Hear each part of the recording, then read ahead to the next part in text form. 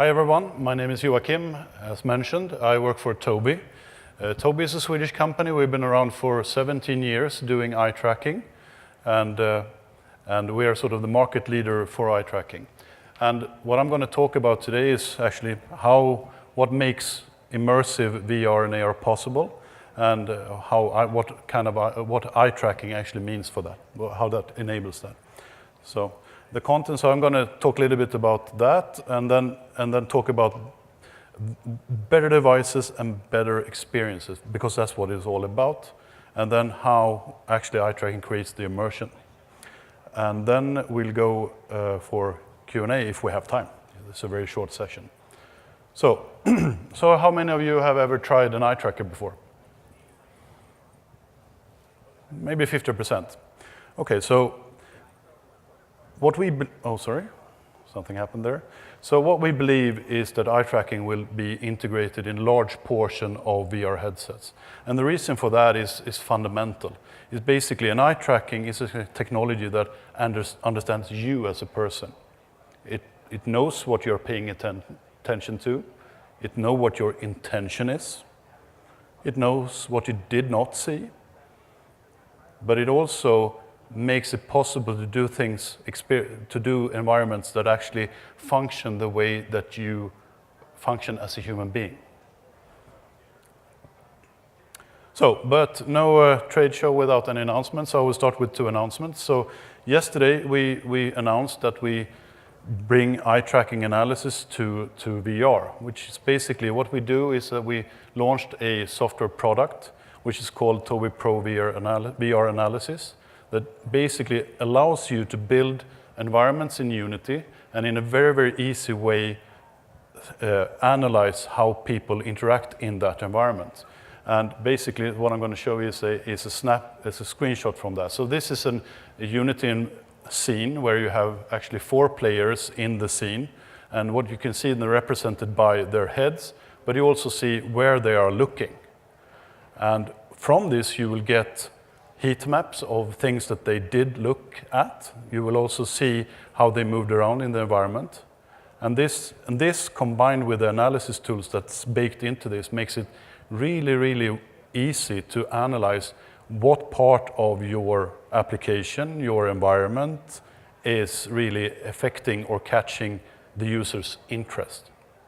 And this can be used in studies, for instance. So if you want to if you build a virtual store, for instance, and you want to see how people walk around in the store, what products do they see, what products do they not see, and so on. It's very, very easy. You don't have to build a mock-up store, and which is very expensive. You can do it in VR instead, and you use eye tracking in order to catch what people actually looked at.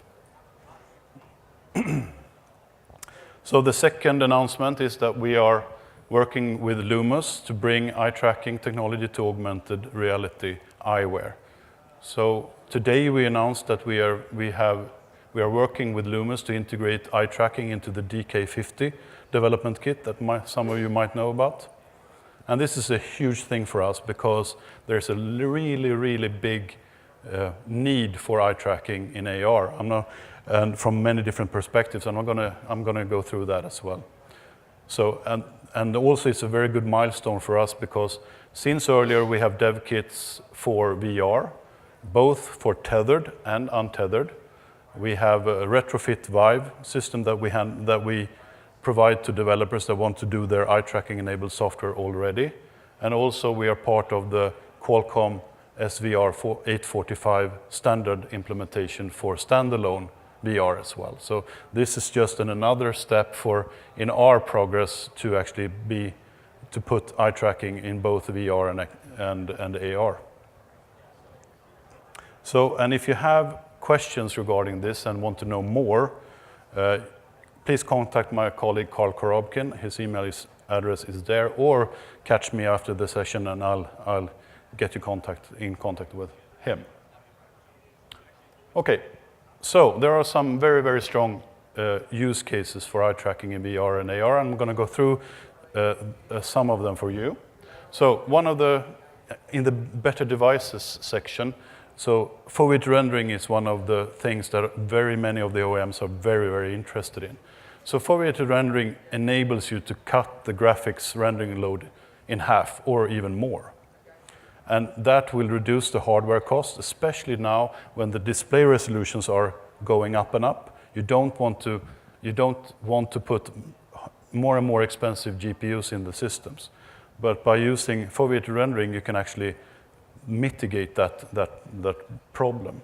But also, it is very much an enabler for the untethered or standalone use case, because the horsepower and the power, the battery, and all of that, you need to save all resources in these devices. And by using foveated rendering, you can save on all these parts. But also, on the other hand, if you have an HMD with very, very high resolutions, you can enable, for instance, 4K, 4K experience, even though you're not rendering 4K on the whole screen. And then, of course, an eye tracker, we are looking and taking images of your eyes, so we know where your eyes are, where they are located in 3D space, which means that you can deliver more accurate graphics because you know where the photons are supposed to hit. And in AR, it's even more important, especially for the upcoming display technology. Because if you have a multifocal display technology, for instance, you really need to know the position of the eye in order to position the graphics correct, the display correctly. I'm getting, yeah. And of course, we can detect slippage. So if the HMD moves around, we know that. And that means that if you position something on a display, you don't want that to move around, especially in AR, when the headset moves around. But if you can detect the movement of the HMD by the change in eye position, then you can also change what you draw and where you draw it. Of course, we see your eyes, so that means that we can do biometrics, which means that when I put the HMD on or the device on, we can identify that you are a person that has been using this device before and automatically log you in and load profiles and such. Okay, so now for the better experiences part, and this is where I'm going to use most of my time here. So, natural aim and point. So basically, what we actually, you know, the eyes are perfect for aiming, selecting, and viewing. The eye is very, very quick, and it's very, very good at focusing on one point very, very quickly. That makes it very powerful when it comes to, in a VR and AR environment, to select what you want to interact with. And so, for instance, things like aiming, picking up stuff, throwing, character navigation, or menu controls are very, very easy to do by using your eyes, instead of using a hand controller or a hand gesture. And then, of course, social interaction. I will go through this more in detail, but let's say that you have an avatar-based game that has where you are represented as an avatar. Being able to show a representation of the eye movements in that avatar becomes really, really powerful. And then, of course, we have the analytics part, which is basically embodied in the product that I announced earlier. Okay. So what is foveated rendering all about? So only render in high resolution where the person actually looks. Sounds quite easy, right? But but then you really have to know where a person actually looks. So what that means is that, especially, so let's say that you have, okay, so let's see. I'm losing my train of thought. So this is so this is the pigment of what it basically sees. So the person here in the picture looks at the area which is clear, and the rest is sort of blurred in this. But for the user, he or she won't notice it because the foveated area moves with her eyes. Okay. Okay. So social interaction is all about eye contact. So when I look at you, he smiled at me, which is great. That's because he noticed that I was looking at him. So in VR today, most avatars look like this. You can't see me maybe, but when I move my head, that's how I shift my gaze. And that means that avatars look really lifeless. And let's say that you have a virtual meeting application where everyone sits in a virtual meeting represented by an avatar. In order to show that I'm looking at you, I would have to move my head like this. And then if I want to look at you, I would have to look like this, and then back like this. And that's totally unnatural. But with eye tracking, I just glance at you, and then I glance at you, and maybe I move my head afterwards, right? And that's how we work. And if I want to do an eye roll, people will notice that as well in my virtual meeting, right? So indicating who you're looking at by representing the eyes movements on avatars is really, really important in these kind of social interaction scenarios. So I'm going to show you a small film. So this is a typical avatar in VR today, cartoonish, right? And you see the 1,000-mile stare of the character. But here is an eye tracking enabled avatar where you can actually see the representation of the user's eyes in the actual avatar. And all of a sudden it looks quite more real, right?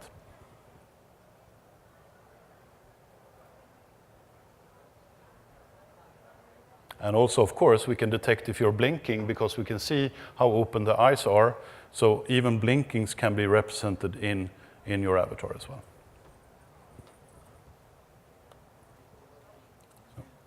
Okay, so what also is important is the ability to improve the hand-eye coordination. Let's say that you're making an American football game. So today in VR, let's say that I'm throwing the ball that way.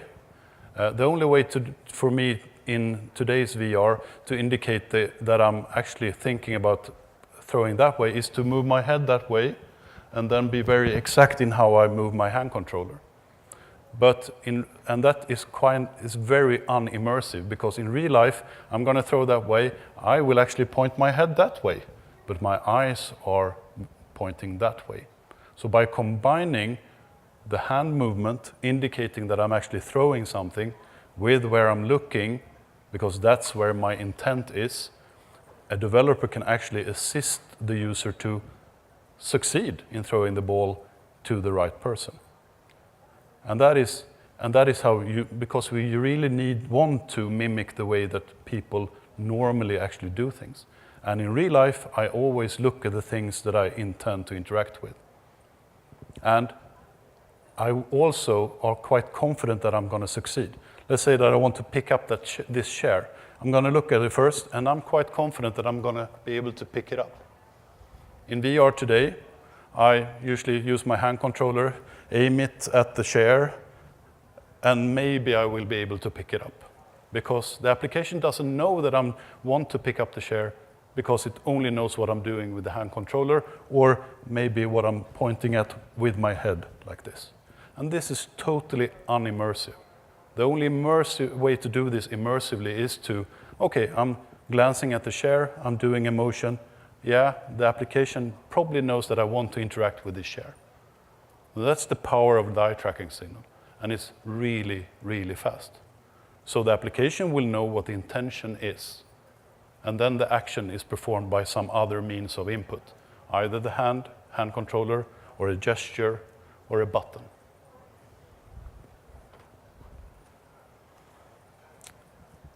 Also important is, with eye tracking, you can reduce the number of interaction steps in order to perform an action.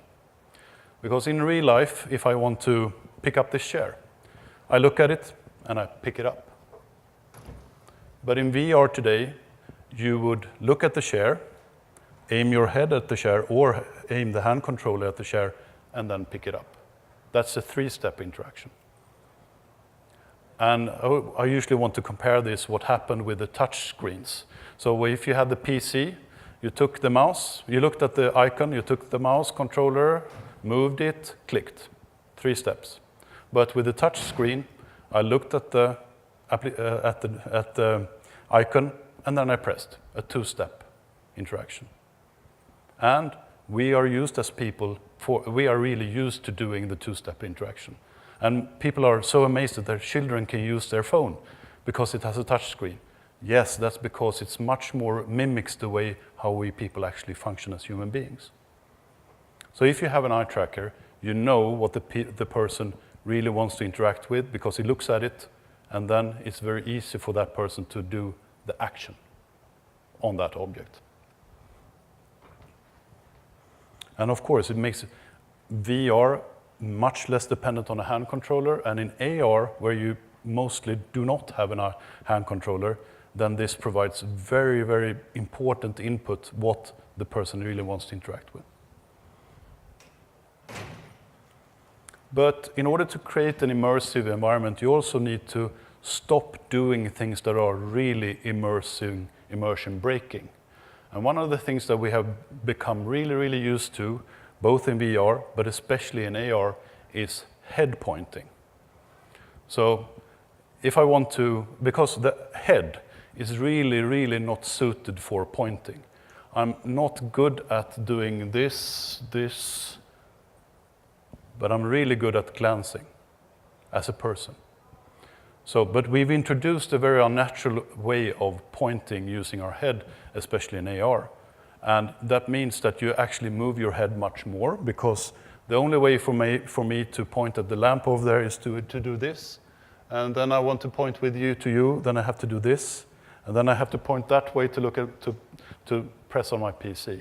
And that means that I'm doing this with my head, and that increases nausea, fatigue, and then, of course, it's totally unnatural and immersion breaking. But instead, what we are used to as people is to look at the thing that we want to interact with and point and look at the things with our eyes. And that means that we can stop doing this really immersion breaking things in AR and VR with eye tracking, which is going to be huge. I'm going to show you a small film here. So this is a simulated AR experience inside VR, actually. So the head is completely still, but the person is looking from one planet to the other, and then using the hand controller to actually rotate them. And then the person looks at the button down there and clicks, and then an action happens. So did it happen? So I will do it again. Yeah, there you go.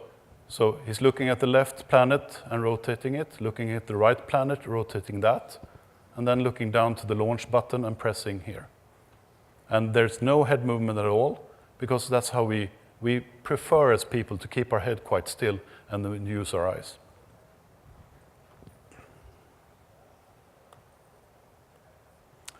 So if you want to start developing for eye tracking, I would want to talk a little bit about what does an eye tracking signal actually look like. What would you probably expect from an eye tracking signal? So a typical frequency of an eye tracker is somewhere in between 90 and 120 hertz. It can be higher, it can also be lower, but a typical eye tracker that fulfills all of these use cases are run at about 90 to 120 hertz. This means that 120 times per second you will get a signal from the API that contains the following. It contains gaze vectors, basically, or origin and direction for both eyes. It contains if the person has blinked or how open the eyes are. It contains pupil size and or pupil position. So this is the information you get at the frequency stated. And also, of course, typical latency from the time that we see the eye or take an image of it until there is a signal in the API is below 10 milliseconds, and it can be everything from sort of 5 to 10 milliseconds. And yeah, so that's basically what the signal looks like.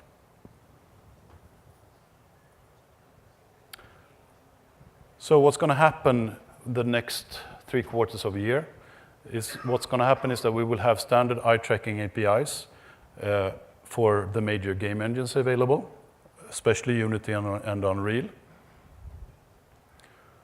Also, there is work in the OpenXR community to actually have an extension, an OpenXR extension for eye tracking as well available. So it's going to be standardized across the industry, regardless of what vendor of eye tracking you have. And then there will be additional tools and add-ons available on top of the game engines in order to make implementations really faster as well. So, and we will actually keep you posted on that if you visit our developer site as well. So we will release that kind of resources. And right now, what resources are available is the dev kits that I mentioned. So we have for a tethered HMD, we have sorry, I followed the numbers there. So, okay, sorry about that, I'm out of time. So if you have any questions, so I will be outside here, and I have colleagues with me as well, so just run out if you want to and ask us any questions you'd like. So, thank you so much.